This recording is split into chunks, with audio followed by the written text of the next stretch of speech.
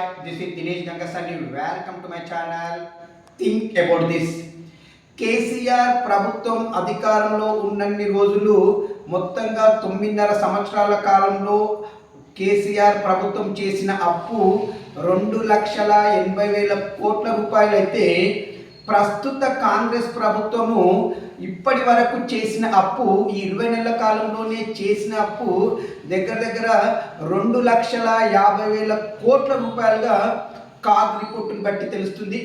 ఏది ఏమైనా కేసీఆర్ ప్రభుత్వం చేసినటువంటి అప్పుకు సంబంధించి ప్రతిదానికి ఒక లెక్క, వాళ్ళు ఎక్కడ ఖర్చు పెట్టారనేది ప్రతిదీ స్పష్టంగా ఉన్నప్పటికీ మరి ఇప్పుడు కాంగ్రెస్ ప్రభుత్వం చేసినటువంటి ఈ అప్పు ఎక్కడ దేనికి ఎంత ఖర్చు పెట్టారనేది మాత్రము లెక్కపత్రం లేకుండా ఉంది.